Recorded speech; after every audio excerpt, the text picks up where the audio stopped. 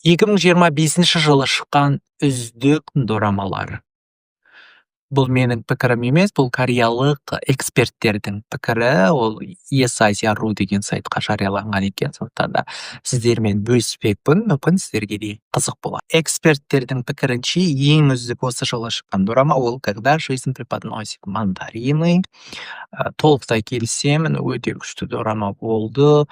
Біздің менталитетке де келеді кейбір жерлері. Сондықтан да расында да мен үшін де өте үздік болды. Эксперттердің пікірімен екіншісі ол «Шеф-повар Кирана». Бұл дорамада тоже өте қызық болды, комедияға толы болды. Менің де көңілімнен шыққан еді. Сіздерге ше? Одан кейін «Травматологический центр» деген дорама осы жылдың басында шықты. Өте керемет дорама. Тоже маған ұнады. Басты рөлдегі актер енді всегда идеально ойнайды ғой. Дораманы қазақша дыбыстамада Сақ студиядан көруге болады. Телеграмын белгілеп кетемін. Одан кейін «Ты и все остальное» деген дорама және «Неизвестный Сеул» деген дорамалар. «Ты и все остальное» деген дораманы көрген жоқпын, сондықтан да ешқандай пікір білдіре алмаймын.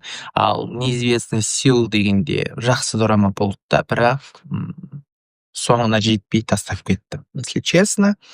Одан кейін «Такой близкий предатель» деген дорама. Бұл жерде бас кейіпкер өте мықты детектив болып жұмыс жасайды. Сонымен бір кісі өлімі болады да, қызы басты күдікті болады. Бірақ тоже көрген жоқпын.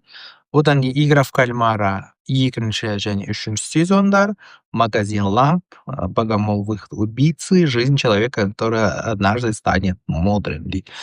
Кальмарды бастап орындарға қоюға болады. «Магазин ламп» маған өте қатты ұнады, өте необычный, не болып жатқанын түсінбейсің де, и соңғы бөлімге келгенде вау дейсің. Дораманы қазақша субтитрмен «Магазин лампты» One Fan тобынан көруге болады.